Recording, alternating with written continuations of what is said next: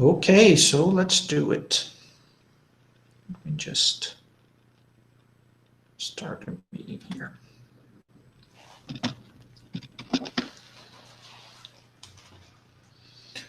Okay, guys, so let's get started.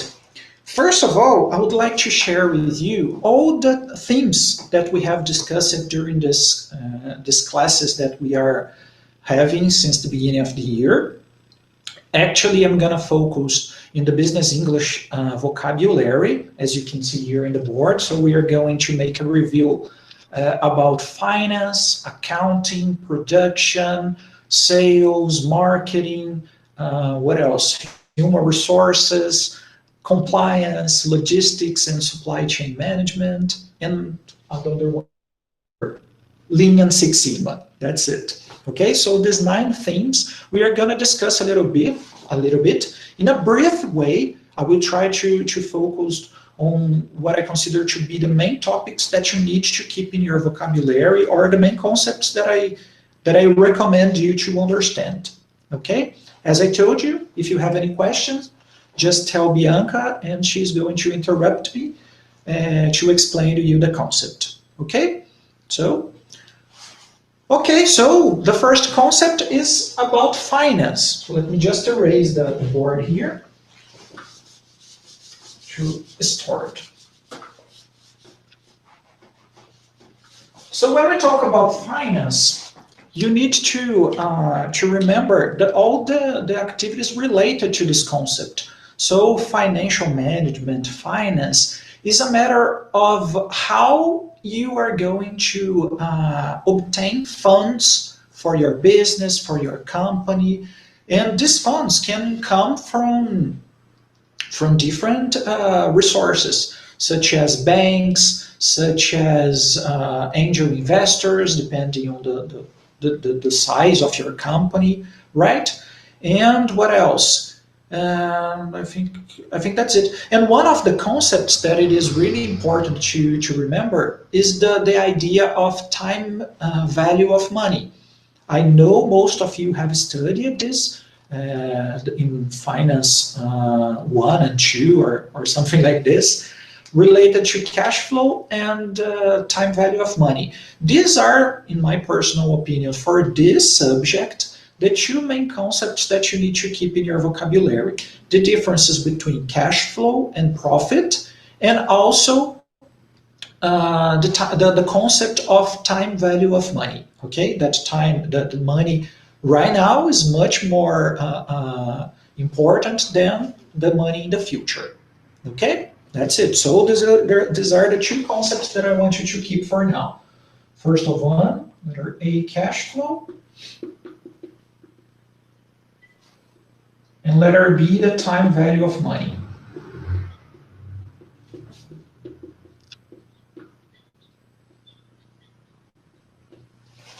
Good. Very good. After, another definition that I would like you to keep with you is related to forecasting. The forecast more than a planning, or it's not a planning, actually it's more a prediction of the future.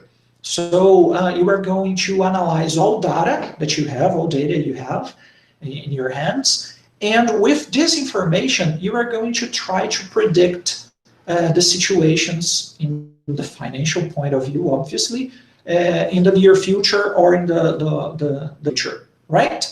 So this is the other concept that I would like you to keep in your vocabulary. The next one is budget.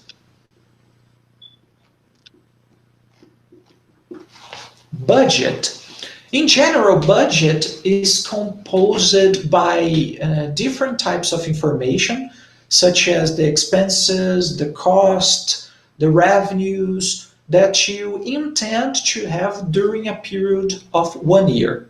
Okay, this is a planning. You can have a budget for your company, and you also can have a specific budget for a specific department inside a company. Okay, that's the minimum definition that I can give to you. And it is really important because you can identify and plan all the expenditures that you are going to have during the period of the year, during this period of the year. Okay, that's why it is one of the things more important here. The other one is the difference between debt and credit. We need to remember that these two concepts here, they have different meaning depending on the subject we are talking about.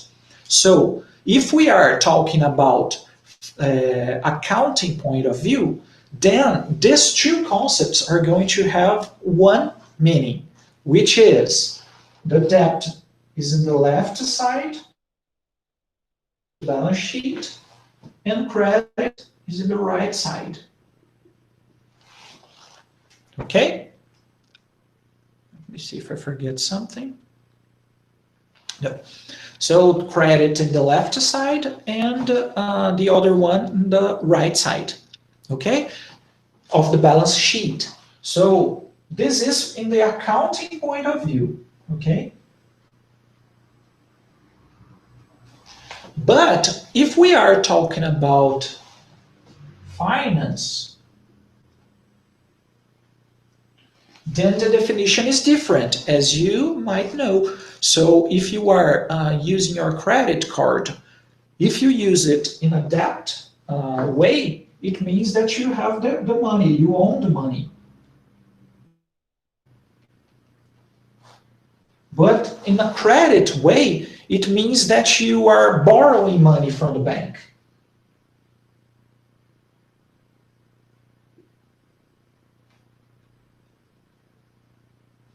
Borrowing money. Good. Pretty good. The next one is related, letter F, to the 10 principles.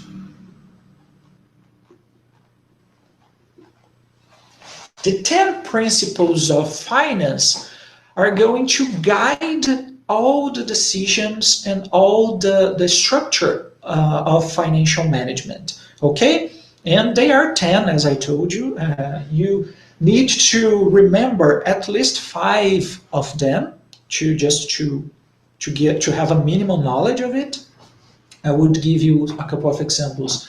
So the risk trade-off, which means that you expect you are not going to take an additional risk unless you have an extra gain, an extra earn in this decision. Right? This is the first one. The second one is the time value of money, that a dollar today worth much more than the dollar in the future. The next one that I remember right now is that taxes bias business, which means business decisions, which means that when you are going to, you are going to move your company from one city or town to another one. Then one of the main topics that you should consider is a matter of taxes. So taxes are going to guide your decisions, right? This is another one, the third one. The next one, what else? I don't remember all of them. Cash is the king, so not profit. Cash, not profit is the king, which means that we are going to check this in the next slides. It's a matter of profit considers accounting figures, and finance is going to consider the actual figures for today. So if I am talking about cash flow, it means that it is the real money that I have in on my hands. But if I am talking about profit, you receive part of it today, part of it in the future, depending on the revenue, depending on the accounts payable or accounts receivable that I have. So it depends on many factors, depreciation and things like that. So cash is king and not profit. Okay, and we have the other axioms or the other principles that I would like you to remember at least 5 of them. Good. If everything is okay, we are going to move to the next part, which is cash flow. Just let me stay here a little bit just to record the board.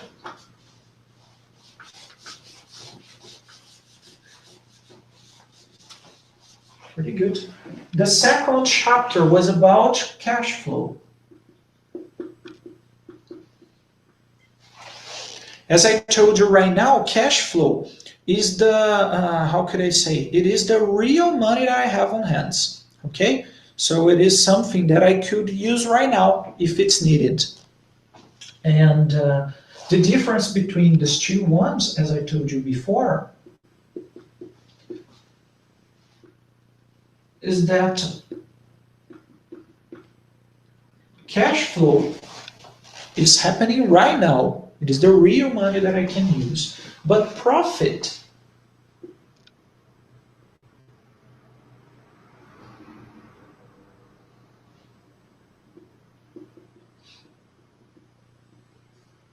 is going to consider accounting principles, which means that depending on which subject I am talking about, I'm going to consider that sometimes I could have a profit.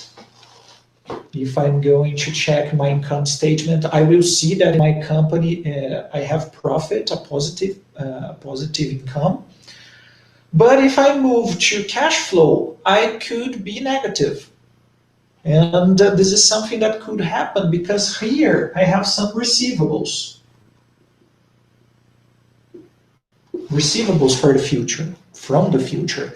And here, no, here is a matter of today. That's why incremental cash flow, which is the concept that you know, incremental cash flow matters because it is the incremental money that I have today and not tomorrow, not in the future, not in the next month. It is the money that I have today. That's why it is so important to increment the cash flow. Okay? And we have three types of cash flow.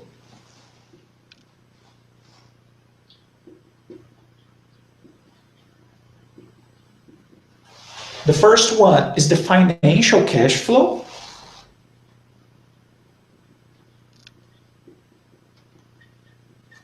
The next one is the operating cash flow.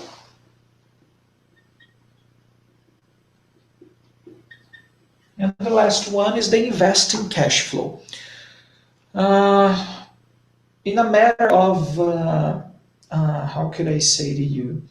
In a matter of trying to make it more simple for you, this money comes after I pay all my taxes, all the, what else? All the administrative expenses comes from a financial point of view. Operating comes from revenue. Let me put here, administrative. And investing obviously comes from investments. And it can come from different types of resources. For example, from bonds or shares. Okay? Bonds or shares. Good. Okay. So what else can I say this? Talk about it. No, this is not important. I explained it to you, the differences between cash flow and profit. Now you know it very well. I'm just going to read for you if maybe somebody didn't understand it. It's possible to have profit in a period and also a negative cash flow. It happens if the company sells its products but doesn't receive the complete payment back. Okay, this is the example that I gave to you because of the definition. Okay, pretty good.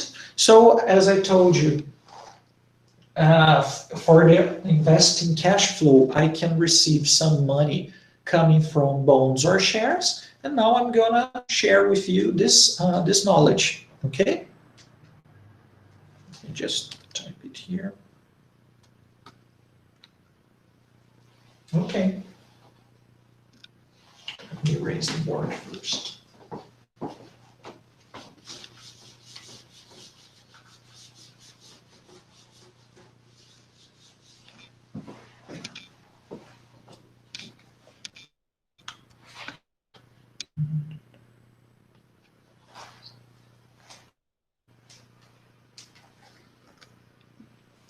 Something happened here, no problem. Okay, so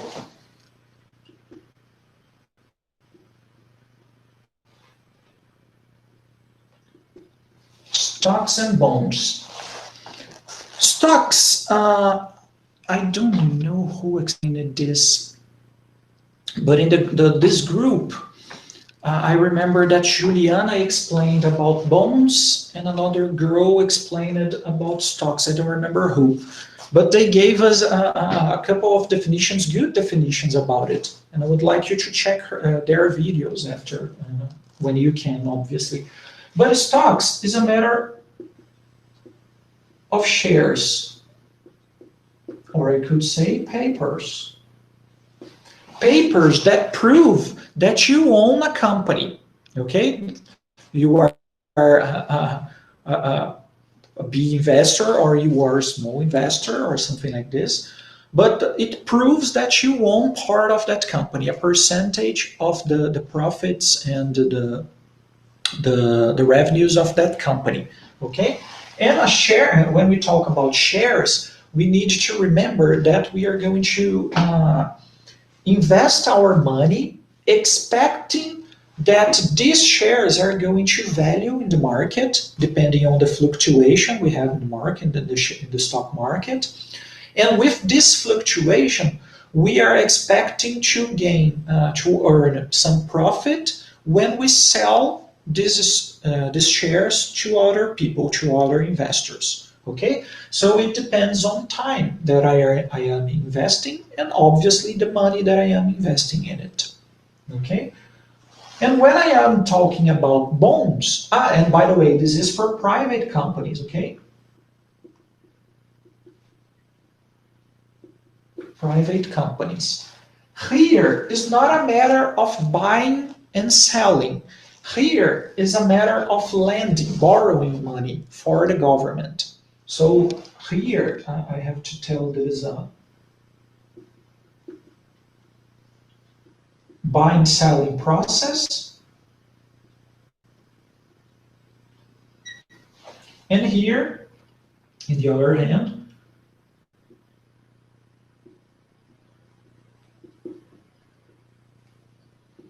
we are borrowing money for the government, expecting to receive a standard profit in a well-determined period of time. Okay, in this situation, I know when I am going to receive my money back. This is a high risk investment, not high depending on the way we are talking about, but in general, we consider to be a high risk investment. And here is a low risk. Actually, it used to be. Nowadays, it is weird. Since Selic is really low nowadays, this is not a good investment anymore. But it used to be. So the general concept is this one. We are not going to discuss the investments. We are not going to discuss investments here, but only the definitions. Okay? Good. Do you have any questions until now? No questions? Hi, teacher.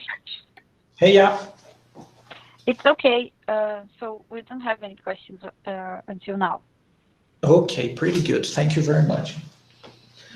Another word that I would like you to keep in your vocabulary is broker. I know you know it. Oops, I think there's somebody here. Oh. Okay. So I know you know it, you know this concept of broker, but it is a kind of a person or a company that is going to intermediate the business, now the investments business, right? So this is the concept that I would like to keep too. And also we have here stocks that as I told you, and we have different types of investors here.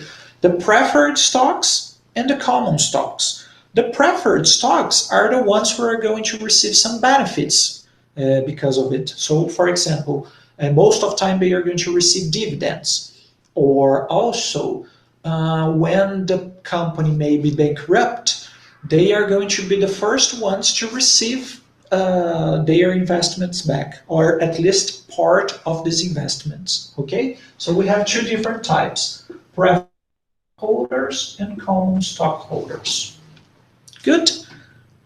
I think that's it about concepts.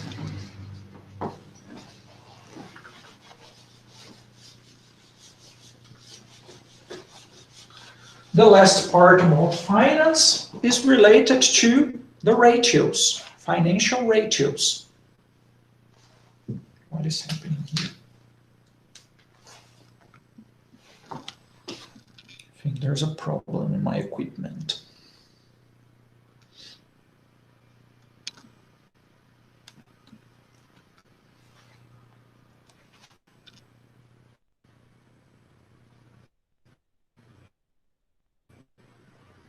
Okay, pretty good. So the fourth topic is a topic where we have discussed about investments itself, when we need to have tools to help us to decide if we are going to invest in some project or not. The first concept is the rate of return,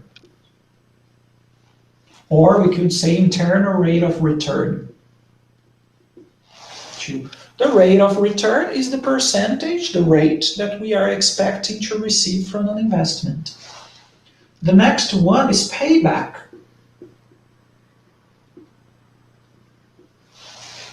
The payback is the amount of money necessary to receive back my investment in a period of time.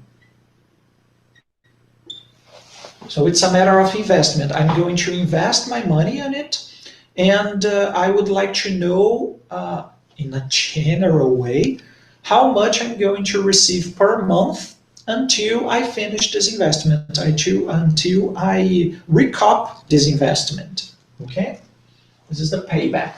The next one is the NPV, net present value, which is another tool really important and really useful to decide if I'm going to invest in a company or not. And the last one is the internal rate of return, IRR, which is when I have the NPV equal to 0. This is an important concept because it's going to give me the right period where I'm going to receive back my amount, the minimum rate necessary to receive money back. So if I have my net present value 0, means that in that ratio, that rate, I cannot accept a project that is going to give me less than that war. Okay, so that's the concept. And that's it with financial management. Do you have any questions about this subject? Because now I'm going to move to accounting. No questions. So let's go. I need to be faster.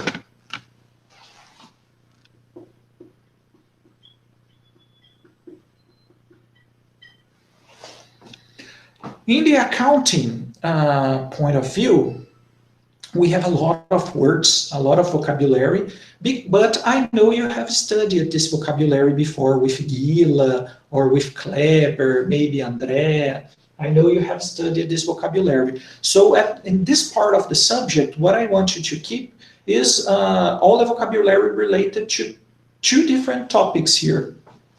You know it very well. The income statement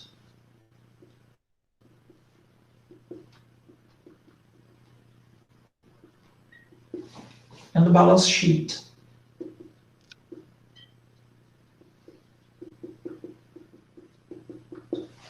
Balance sheet.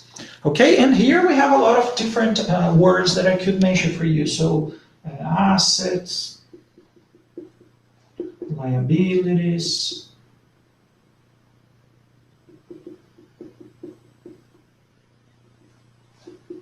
equity, and here we have many other other words inside this vocabulary. And also here, I have a couple of words here too. So for example, the revenue,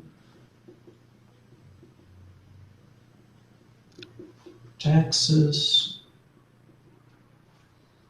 what else? EBIT, EBIT,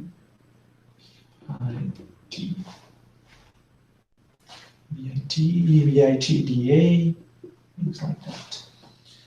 And what else? Let's see if I have some other things here. And income, obviously. Net income, gross income, okay? The gain, the losses. This is the vocabulary that I would like to keep. So we have some concepts there, just like the deal, acronym, the girls, acronym. What else?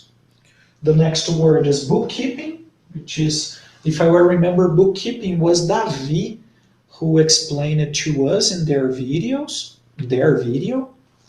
And Davi, correct me if I'm wrong, Davi, but you used a video where a girl was explaining a lot of issues related to bookkeeping.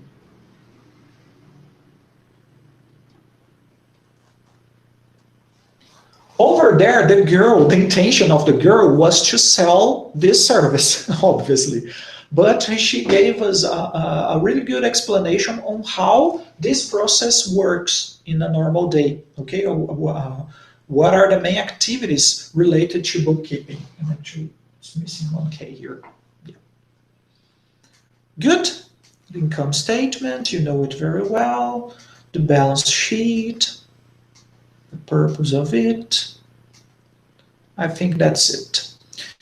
Okay, and the last part related to accounting is about the ratios. I don't want you to know all the ratios, that's not my intention, but I want you to remember the main parts of study related to this. The first one is liquidity, so ratios.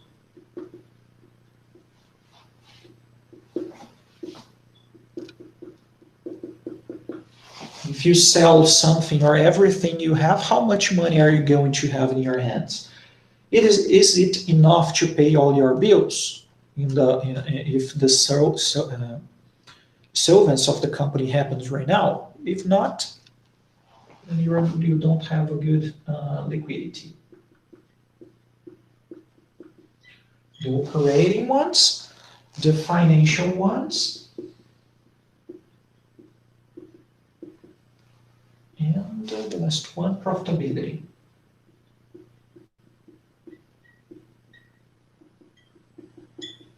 In my original slides, I gave you, this is a financial leverage.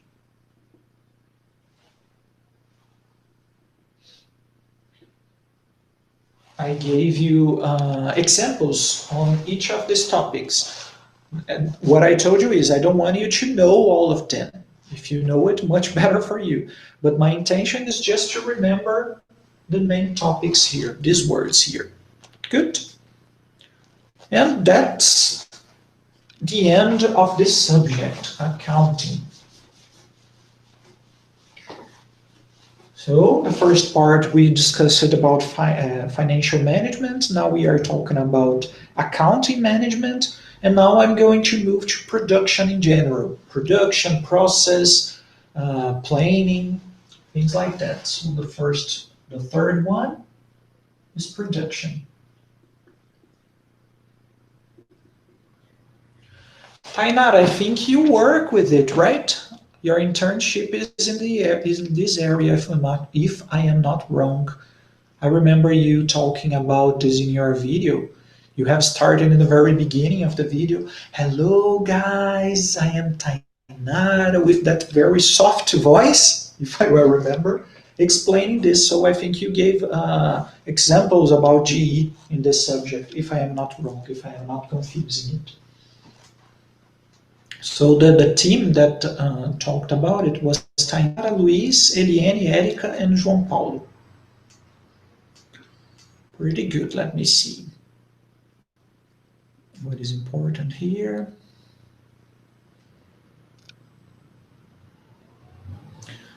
Okay, so the first concept here that we need to differentiate is the production itself, the roles of this three topics: production management. I don't remember.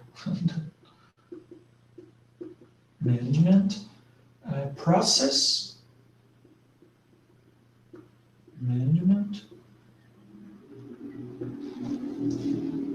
and planning. Oops. Production planning. The first one, I'm sorry. The first one deals with the transformation of raw material into finished goods. So this one is going to care about the transformation of raw material to finished goods.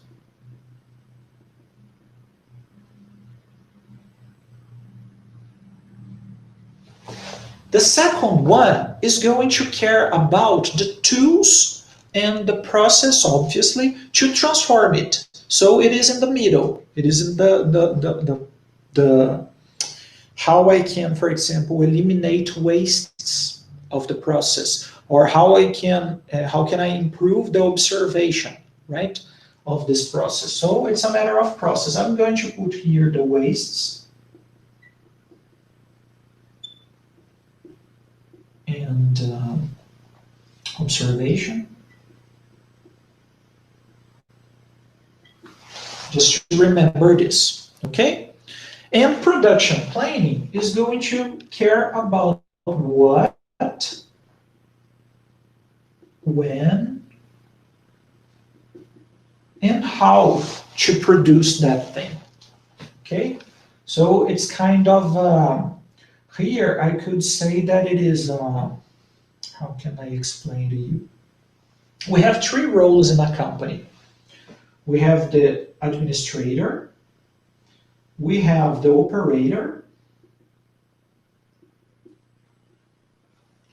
and we have the, how can I say this? The continuous improvement professional. Continuous improvement professional. So the operator is in the production, the first one. The administrator is in the planning one. And the continuous improvement professional is in the process. Okay, I think with the summary, these examples is going to be easier to understand the differences between the two of them. Okay? Really good. Let me see if I have something here to add. No. So the roles and examples. Very good.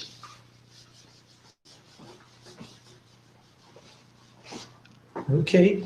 And after, we have a couple of definitions that I would like you to remember. The order, that we also call PO. What else? The capacity of my production, if I'm going to be able to produce what is needed. The cycle time.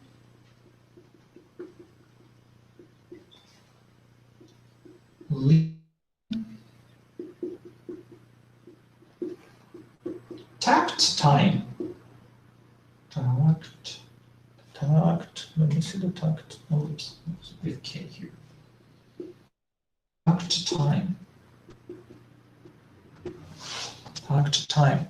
The 5S. And layout. These are the main concepts that I would like you to remember, if you can, obviously. Just to remember in a soft way to how can I say this?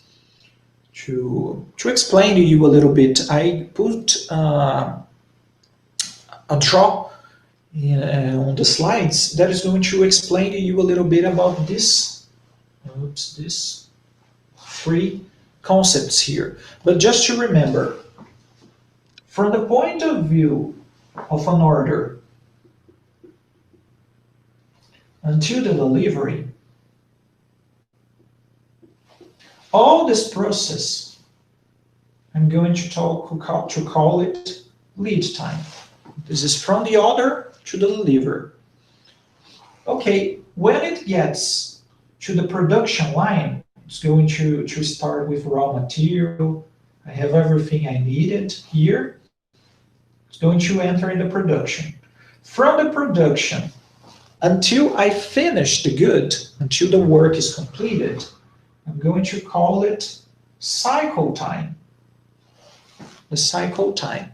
And the takt time is going to give me how many units of the product are going to be produced during a period of time.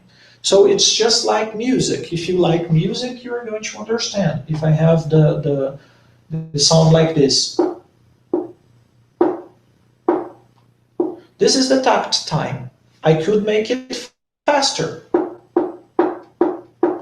which means with this interval of time, I'm going to have 1 unit of the product. This is the takt time, okay? I think that's it. 5S is a concept that is a base for lean manufacturing. This is the first process that is implemented inside a company. And layout, you know, it's a matter of physical location, okay? The physical location of the machinery, the equipments that we have, things like that. Good. And the last part that I'm going to discuss here, during the materials, we have discussed it too, the relationship between production, sales, and supply chain. But here I'm not going to mention it, okay? So you don't need to study it a lot because it's just as a curiosity, okay? Just to give you an extra information. If you are going to work with it, you are going to face this issue, right? And the number 4 was about endomarketing. And endomarketing here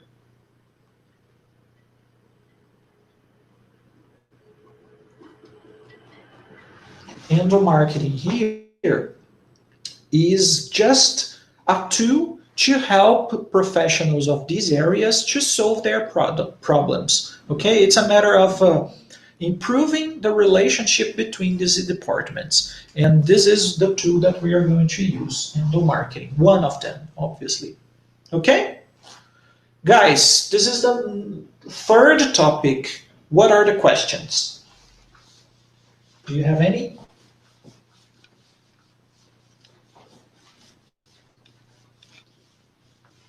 No questions. Okay, very good.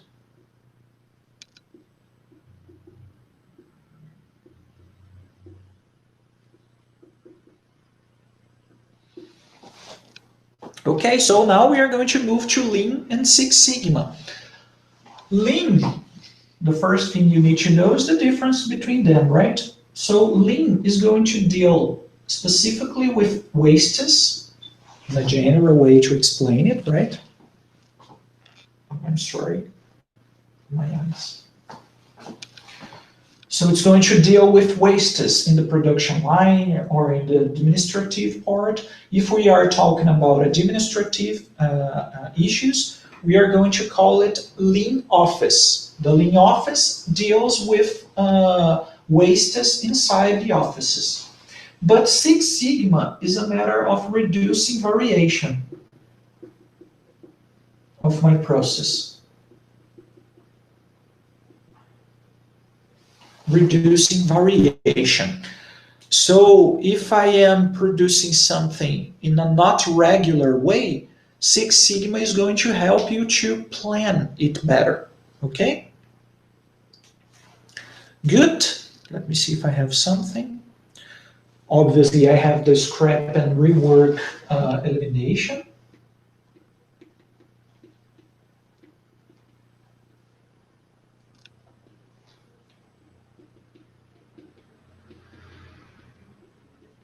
Elimination too. Good. And obviously, as a consequence of these things, we are going to have the process control. Because I know everything that is going to happen. Control. That is going to happen during my production. Good. When I am talking about wastes, I have 7 main wastes.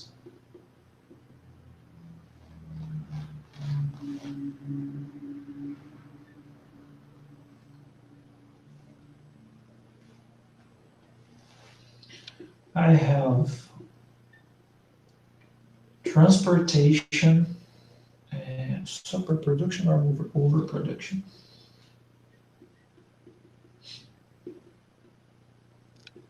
Overproduction, I have defects. What else? Inventory. Motion or movement, processing, and waiting.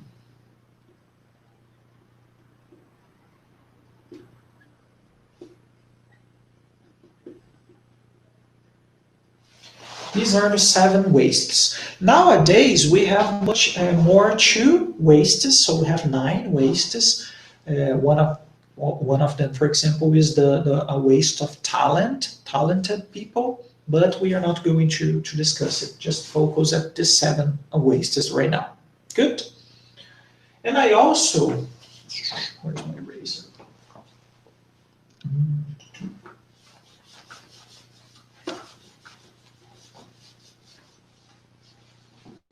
And I also gave to you a couple of tools to remember. The first tool is the Kaizen.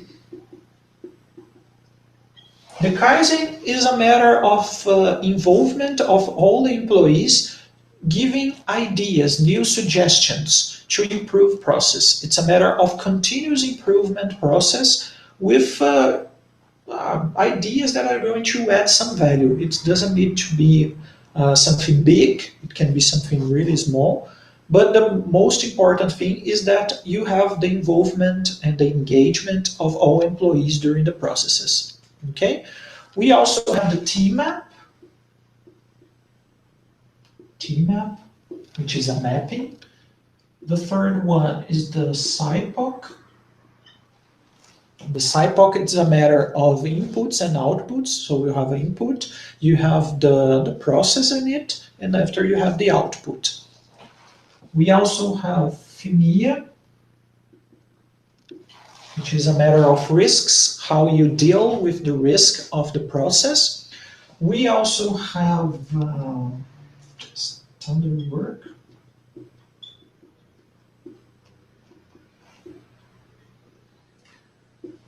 Everything controlled, so standard work are going to help all employees to better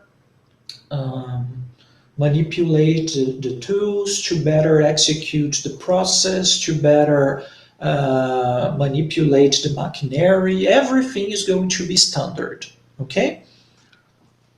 Standard work. What else? We have visual management, obviously.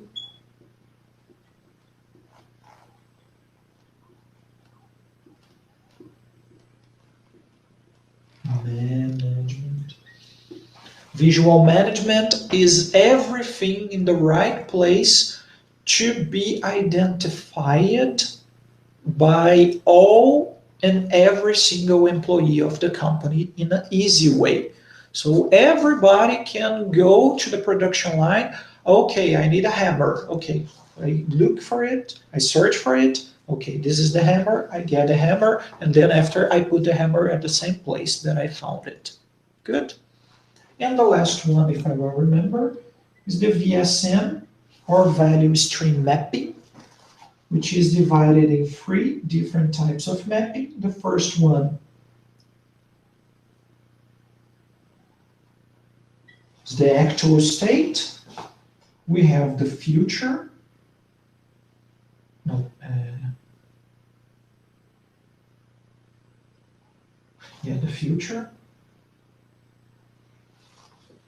Oops. And we have all the intermediate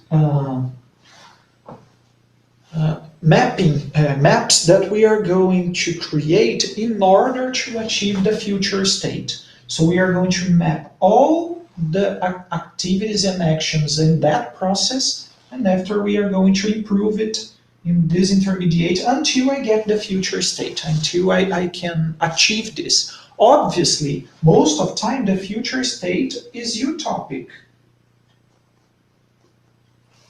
Remember that I told you we need to follow this continuous improvement all the time. So a future state in general is utopic. Good? Okay. Really good. And now we have the certifications.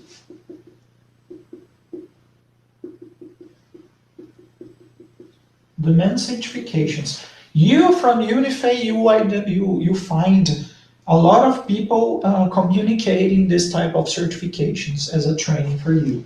So in the first level here, we have the white belts.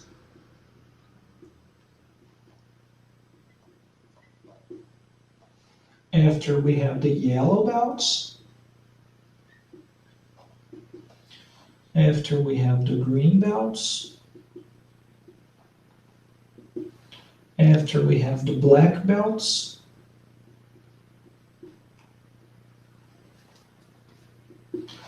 After we have master, black belt, or lean expert, depending on where you are. The most important thing here is that people here are going to train all the other levels. But here you can train only this 3. Here you can train this 2. Here you can train this 1. That's why it is a certification as a pyramid, right? As a pyramid like this. Here the operators, here maybe supervisors or coordinators inside the production line. Here you have a couple of leadership or managers, and here you have specialists. And here you have how could I say this? A person who is specialized in training and forming leaders in these subjects of Lean and Six Sigma. Good. And that's it when we talk about Lean and Six Sigma. Number 4 is over, and we are on time because it is 10 p.m., which means that I spent 50 minutes per topic, which is my target. So number 5, now we are going to talk about marketing management.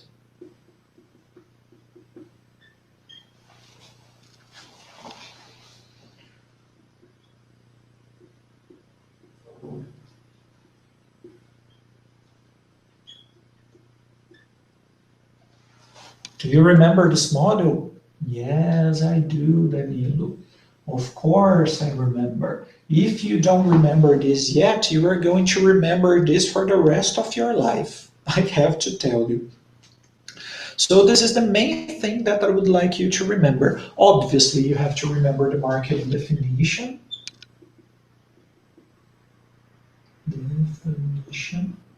According to Philip Kotler, which is one of the gurus of marketing, marketing is not the art of finding clever ways to dispose of what you make. It is the art of creating genuine customer value. So according to the definition of Philip Kotler, marketing is a matter of creating and delivering value much more than it was expected by the customer.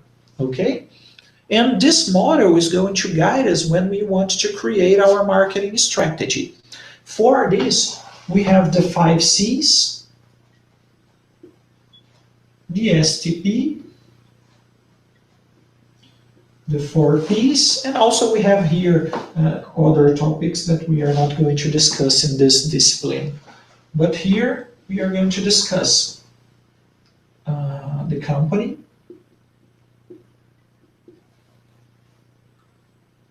competitors.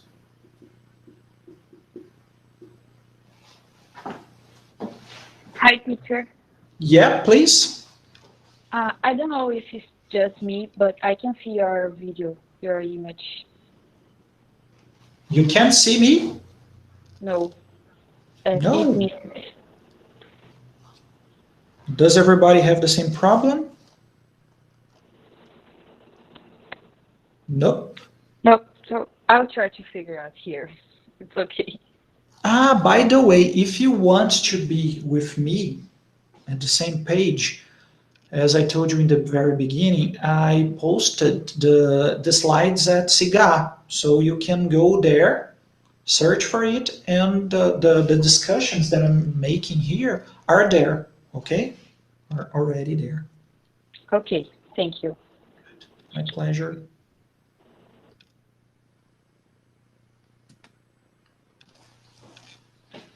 Okay, so company, competitors, customers, collaborators, and context. I gave to you a couple of tools during the slides to help you to identify each of these things. Just to remember a little bit, when we are talking about our customers, we are talking about needs, wants, and demand. Okay? Needs, you know it very well, the Maslow pyramid. Wants is the thing that I want, it's personal, and each person wants to fill that gap, that blank of their needs with something specific. So I can I can choose pizza if I am hungry, and you can choose hamburger. So it's the way you decide. And demand is if I am able to pay for my pizza and if you are able to pay for your hamburger. Because if I am not able to pay for my pizza, I am not going to be a customer. Okay? The next one is when I am talking about my company. And this idea, I told you that I'm going to use in general the SWOT analysis. Okay? The ADL matrix is another one that we can use. But I put with competitors, but I could use for both company and competitors. Okay. When I am talking about collaborators, I am not going to talk about employees only, though it's possible, but I am going to talk about all the stakeholders. And then I gave you an example of a stakeholder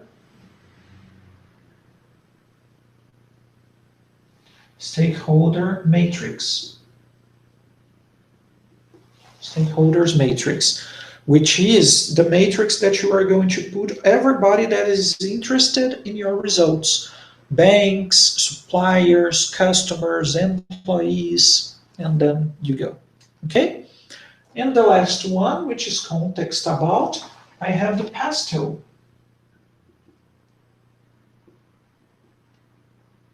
PASTEL D, which is the abbreviation of a couple of concepts.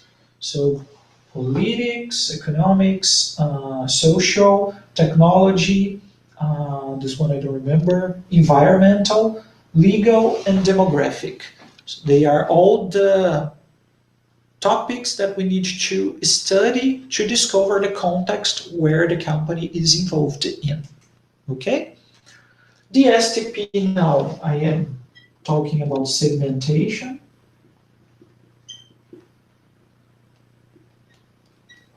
targeting, and positioning.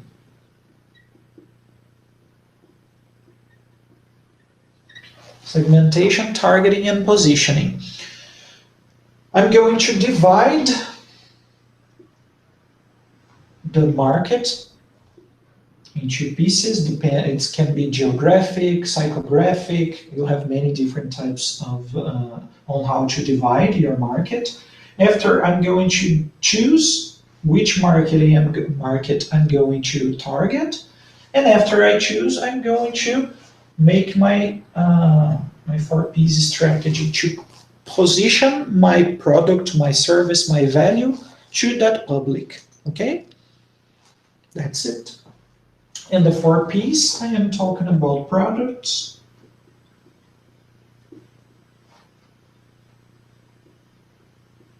place, price, and promotion. Products, place, price, and promotion. Inside each one of them, I have a lot of different content, a lot of different items. So for example, when I am talking about products, I am talking about the quality of the product, the packaging, the image, the brand of the product. When I am talking about the place, I am talking about the channels, the production channels, the distribution channels. I am talking about the retailers.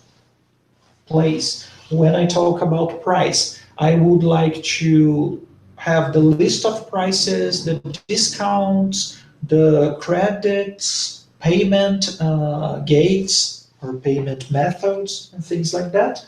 And when I talk about promotion, I am talking about public relations, branding, personal promotions, and things like that.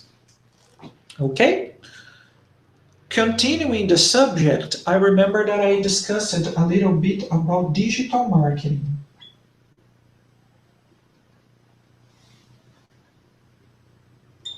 Digital marketing. And I gave you a couple of definitions, such as affiliate marketing, influencer, SEO.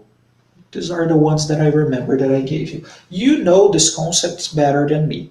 I'm totally sure about it because this is from your era. This is not from my age. But these are concepts that I consider to be important for you. Okay? And I think that's it about marketing, right? That's all.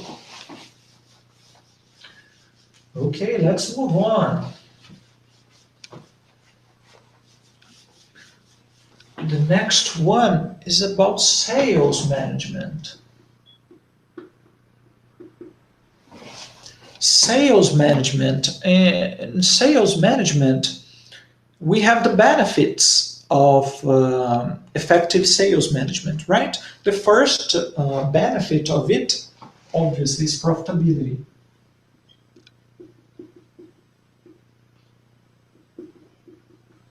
You increase your profitability when you manage well your sales. The next one is reliability. Reliability. When we talk about reliability, we are talking about a Six Sigma concept, which is reducing the variation of something. So when I am talking about reliability, I am talking about reducing variation. And then I can plan better my sales and my revenues and my income because of it. The next one is loyalty. So you kind of create or you kind of give reasons for the customer to create loyalty, okay? And the last one is productivity.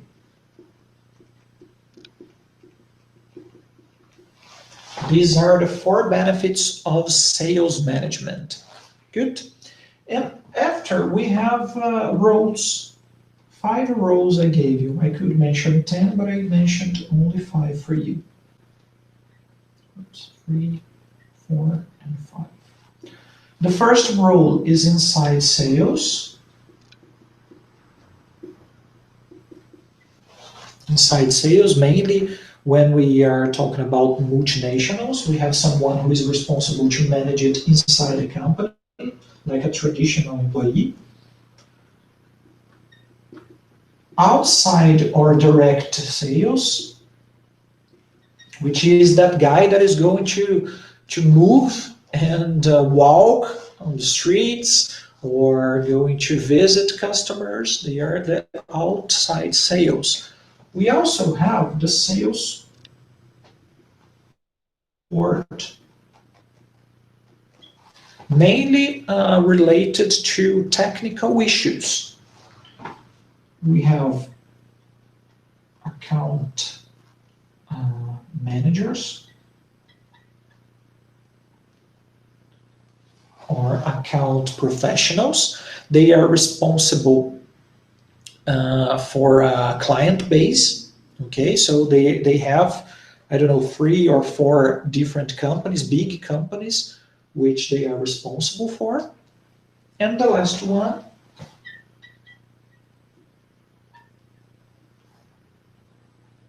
online sales professionals, okay, which is really, really, really common nowadays. Really, really common. Okay, we also have another role when we are talking about sales, which is sales excellence. Excellence, yeah. Wow. Sales excellence.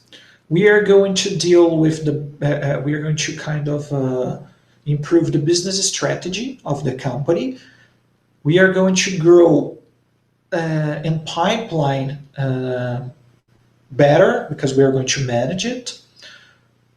We have the sales execution, and the last one, we are going to deal with sales leadership. So these are the 4 principles of sales excellence.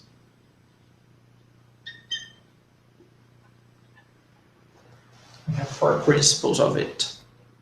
These are the concepts, the fundamental concepts that you need to have in your vocabulary when we are talking about sales.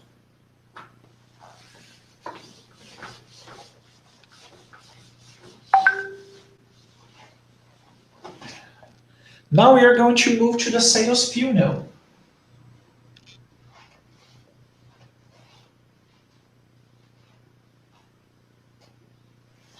When we are talking about sales funnel, we are talking about the behavior of the customer when he is going to receive an offer to buy something.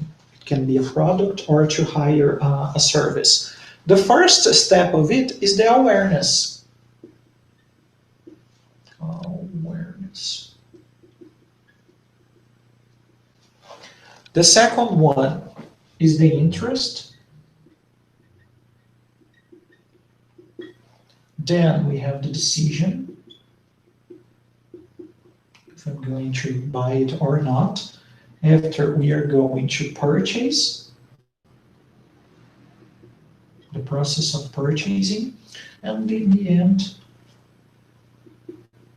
loyalty. We're going to be an advocate. We can be loyalty here and advocate, which is the 6P1. If I remember well. So this is the process that everybody follows when they are going to buy something. So first of all, you are going to receive the communication of that product. Then you are going to see, okay, I'm interested in it or not. If you are not, you stop here. If you are interested in that product, then you are going to take the decision if you are going to buy it or not, whether you buy it or not. If you decide to continue and buy that product, then you are going to follow the process of closing, the purchasing process. You pay, you make the payment, okay, and after you create loyalty. If the process was good, then you are going to create the loyalty in your customer. And after, we have the final step, which is, okay, now I bought a product, it was a really good experience, and now I'm going to communicate to my friends, to my family, that it was a good purchase. So here I have the word to mouth. process in general.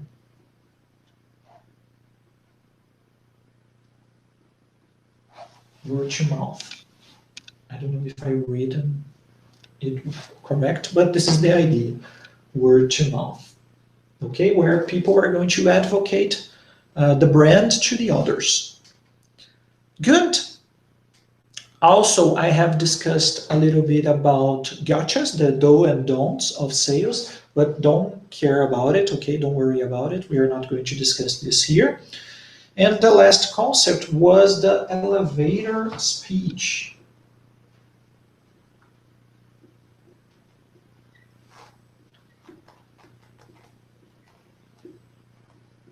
Or pitch. Elevator speech or pitch, which is you are going to explain in a brief way, 30 seconds to 1 minute.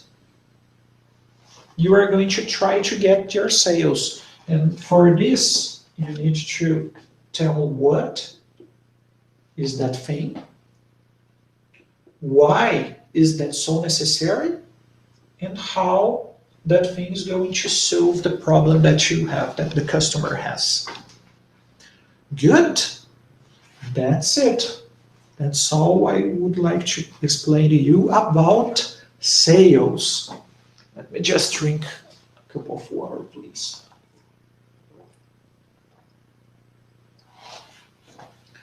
Questions until here, guys? We have only 3 more topics. No questions?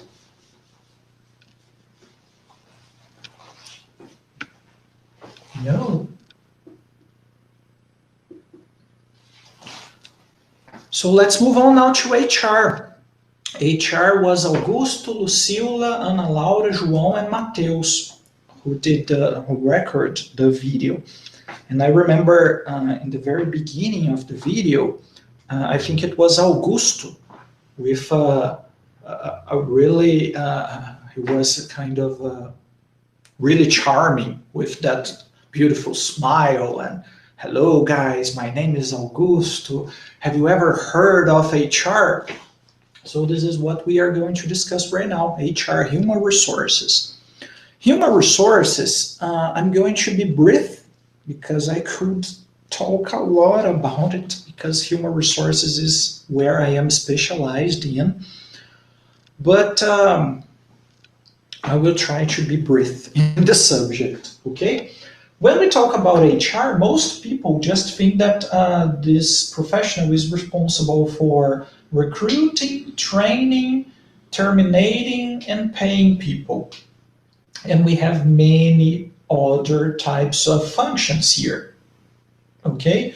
So in this presentation, I'm going to share with you all these possible functions that an HR person could have, okay? So the first function is recruitment.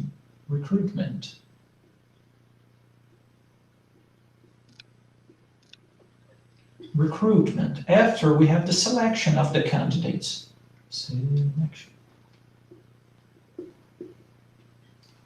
Moving on, we have the onboarding process. Because here, recruitment, you're going to communicate the job position to the market. Selection, you are going to use tools such as CV analysis, screening, interviews, I don't know, and other types of tools in order to select the best candidate. After you hire this candidate, you need to move him or her to the onboarding process, which is the welcome of the employee. After we have the training, development,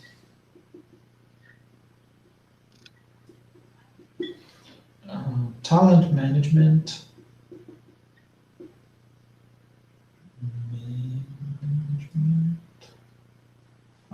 I don't know how to.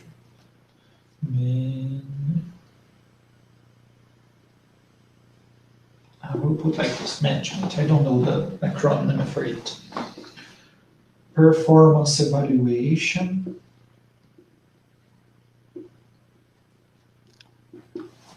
performance evaluation. What else? We have the payroll or personal administration, people administration. We have benefits or perks. Sometimes we call them perks. We also have mobility.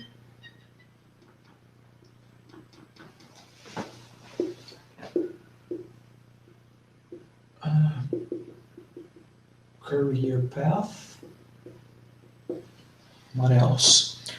Career path. Termination, planning.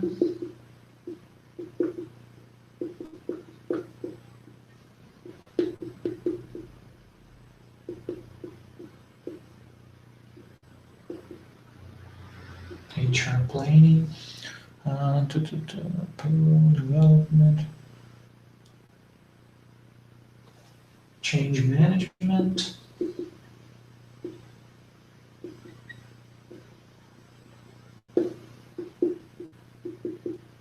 Union relations. Union relations. Environment survey. And I think that's it. 3, 4, 5, 6, 7, 8, 9, 10, 11, 12, 13, 14, 16.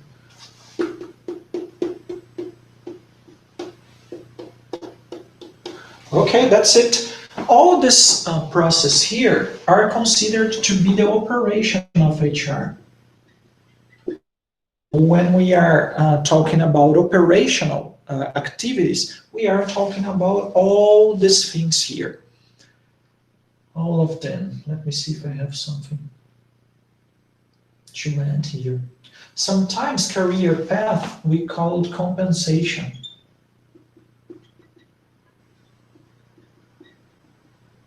Depending where you are. Good. That's it. That's are the concepts that you need to know if you wanna work with HR.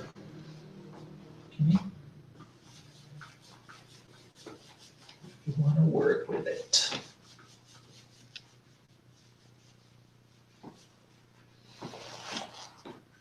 Okay, and we also have other types of activities, but in a strategic way. When we are talking about strategy, we have many different types of other things, just like such as continuous improvement.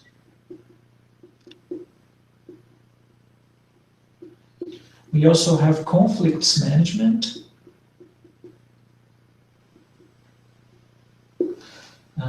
Communication management.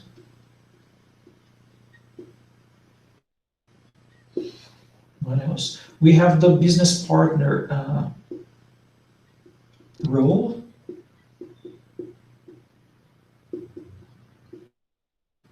We could say business partner, we could say generalist, HR generalist. There are a couple of definitions for this.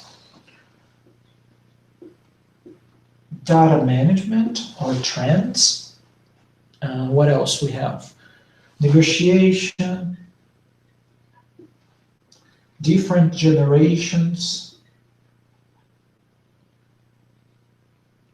management, and we have many others. Good? Pretty good. And the last but not the least, when we are talking about HR leadership,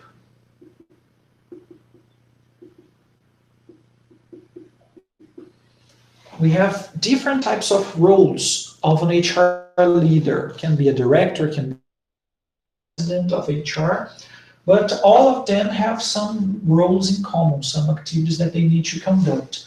One of them is the cascading process.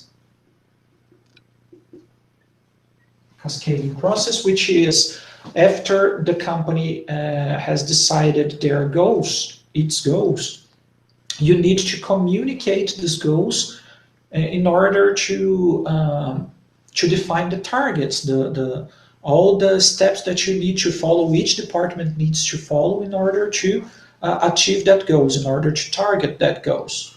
And then the cascading process, cascading is the process that they use to do this, okay? Also, we need to define HR policies. We have to plan the HR activities. We have to manage the budget. Remember budget from finance?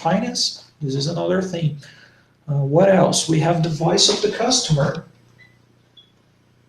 VOC, voice of the customer, which is you are going to conduct a survey specifically about leadership issues, and then you are going to collect this information in order to create your planning. Okay? We also have others, HR metrics.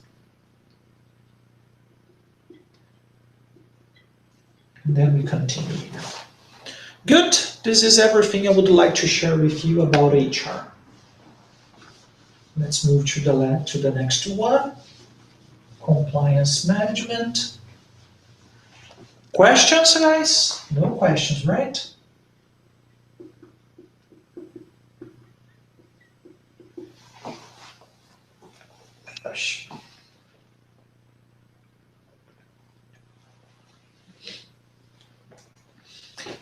Okay, so Mariana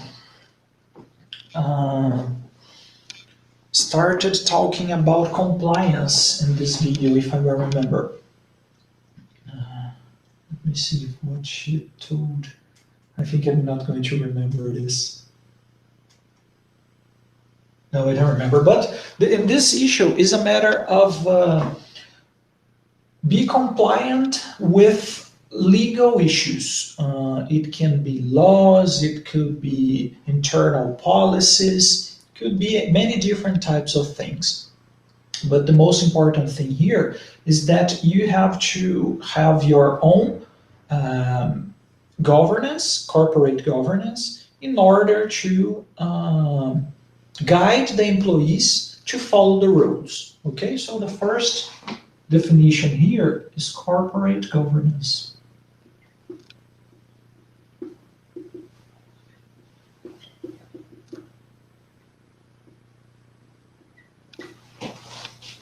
The next one is compliance itself. You can use it as a verb, as a noun, as many different types of things. I heard of it a lot of times. Okay, but here the most important thing is the definition here, right? Is a set of internal policies and procedures of a company to comply with laws, rules, or to uphold business reputation. Okay, so we have a lot of different things, but we have to be compliant with laws, rules. What else? Oh my gosh. Laws, rules, policies, and things like that. Inside of it, I need to create what we called code of conduct. The code of conduct is a document where you are going to formalize all the rules that the employees need to follow. And inside of it, I have a lot of different concepts here. Okay. The first concept is the BCIR. The BCIR is just a name to nominate a report. So the employee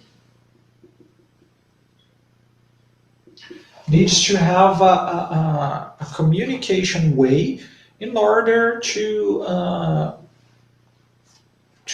say something, to tell something that is not compliance with the rules of the company.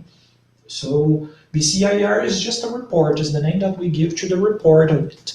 Okay? The other concept really important is data privacy. Data privacy is one of the most important topics nowadays. You can see cases such as Facebook cases where they used in the wrong way the personal information of the users. So this is really, really important. We also have conflict of interests.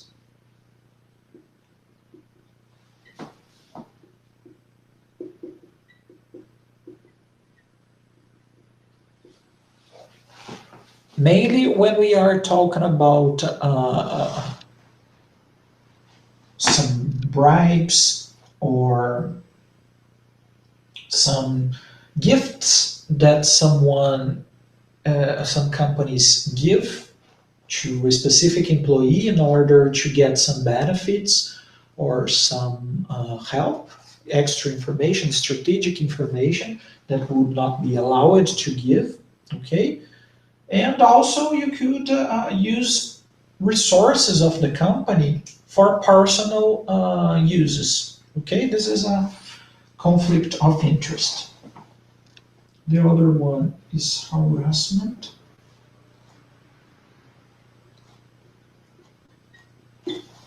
Harassment is really is a really sensitive topic inside companies because it involves a lot of investigation, a lot of data that you need to collect, and it is really dangerous when it happens. What else can I say about it? Can I tell? Could be sexual harassment or only a matter of pressure by the leader or something like this, extra pressure, right? Things like that. And we also have I think this is the last one, that if I will remember.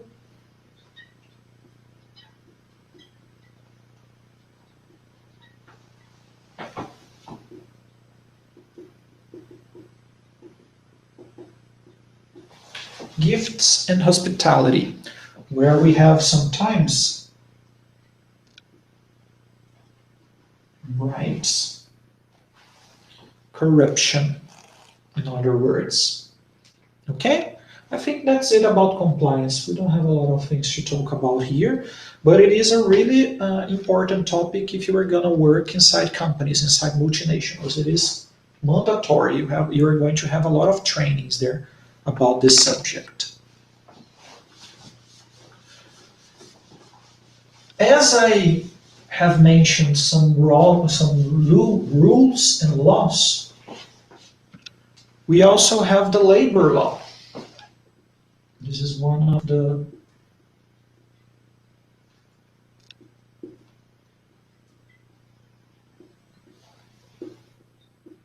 labor law. It depends where you are, British or American English.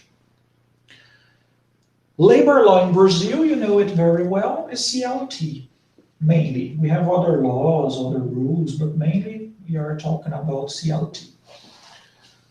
In the US, they don't have this. They don't have a document like this, like CLT in Brazil.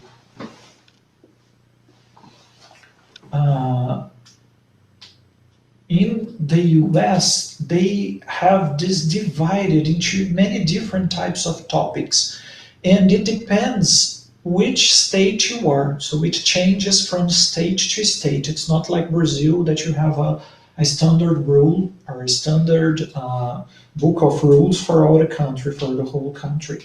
In the US, it is really, really different. You have many different types of rules there.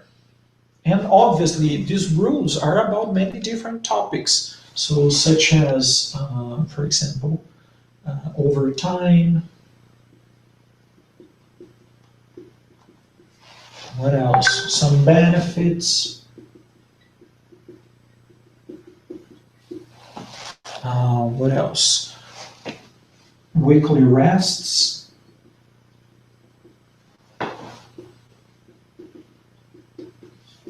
Weekly rests, vacation, and many other topics. Good. So when we are talking about labor law, we are talking about this.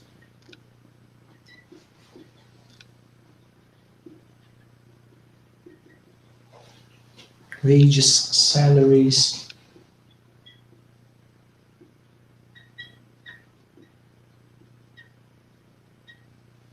working period. We just control the time. Ooh. Almost there. I think that's it. Strikes, unions. So a union can conduct a strike in order to get, as a tool to negotiate with people, with the company actually. And also there's a process.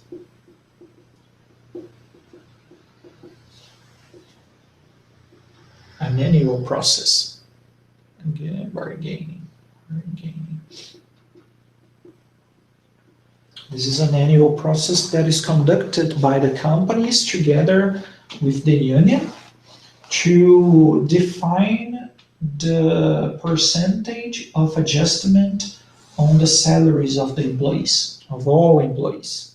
Okay, it's kind of a common negotiation. All the negotiators are going to conduct this process inside companies in HR. Okay, pretty good. And the last part that we have discussed was about fiscal law. That I've posted there for you. And some taxation or taxes vocabulary. Okay? I'm not going to move over all the concepts, all the vocabulary here, because they are really, really specific. So this is something that I'm gonna give you as an extra and not as something that you need to know. Okay, moving on to the last topic. Thanks God, Danilo. I can't stand you speaking anymore. So let's move to the last one, which is about supply.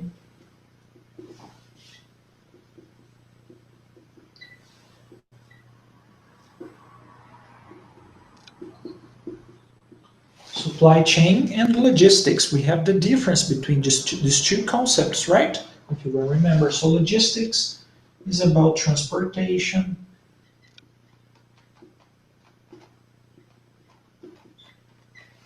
Logistics is about warehousing.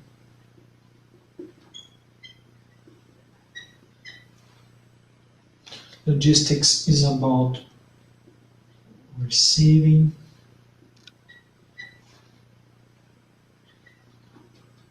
Shipping, receiving, shipping, and reverse logistic.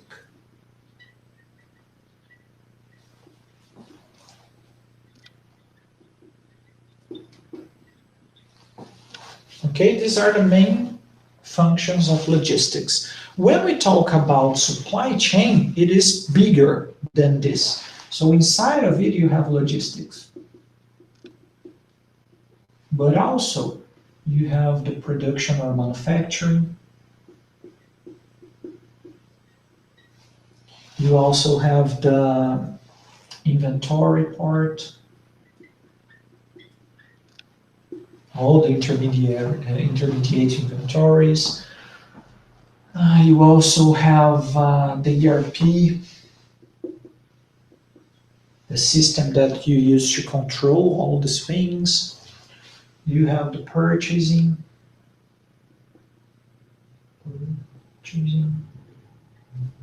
and some others. Okay, so this is the difference between supply chain and logistics. Logistics is inside supply chain, and supply chain is bigger than this, right? I gave you the definition. Okay, just remember that logistics, we have the 7 R's of logistics.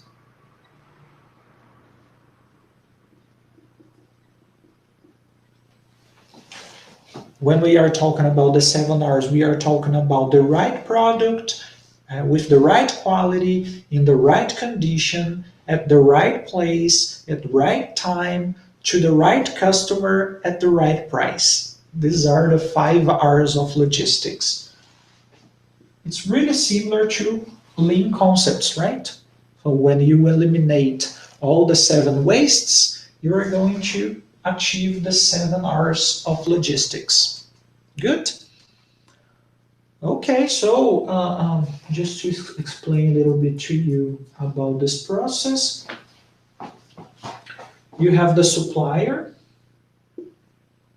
that is going to send to the ship. He is going to ship the product to the warehouse. The warehouse is going to storage all the inventory. So here you have the inventory.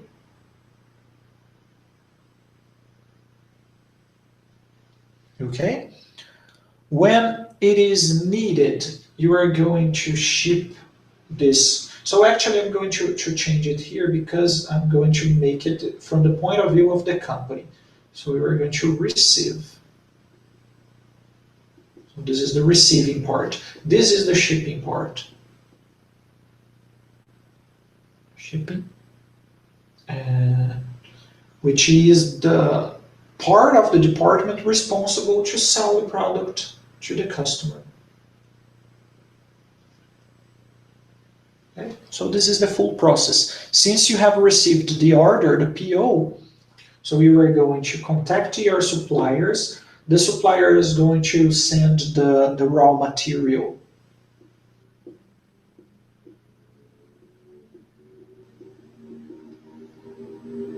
The raw material to the receiving part, which is a part of the logistics. The receiving is going to send these materials to the warehouse. The warehouse is going to put the inventory and storage it there. When it's needed, you are going to send this to the production line. The production line is going to produce the finished goods. The finished goods are going to be shipped to the customers. Okay, and this is the full process of it. So just a couple of definitions here. Inventories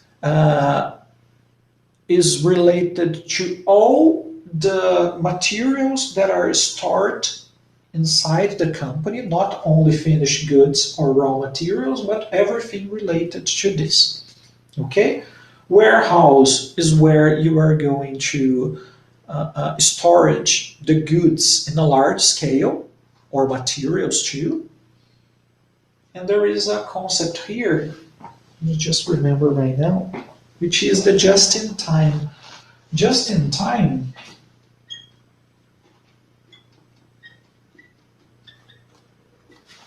is a concept that deals with time to produce, that you are going to produce only when it is needed. You just send enough materials and according to the orders. So you are going to deliver the materials only when it's needed to produce what is needed. Okay, this is just in time, in a few words. Okay, and when we are talking about reverse logistics, is a matter of defects of maintenance of a product, or to change the product for another one because it has a defect, or things like that. So this is the reverse process. Ufa! I think that's it, guys. That's all I have for you today. What are the questions you have until now? Because this is the content. I've tried to conduct a brief summary of all the concepts. There are a lot of concepts, I agree. So what are the questions you have? No questions? Can we conclude the class only with this? Hi, teacher. So I don't have any questions, and for me, it's okay. Thank you, Bianca. You're welcome. Obviously, I'm going to post this class inside Google Classroom, so you can download it whenever you need it. You just can consult it, okay? So I think that's all I have for you today. If you don't have any questions, I think we can conclude and then you can go to do other stuff because I know you are not going to sleep right now. Probably you are going to make other things, right? So I'm gonna give you a couple of minutes right now for you. Good, guys. So thank you very much for being here until the end of the class. And that's it. If you have any question, just send me by mail or on WhatsApp. Got it? Good. Okay, thank you, guys. See you. Bye.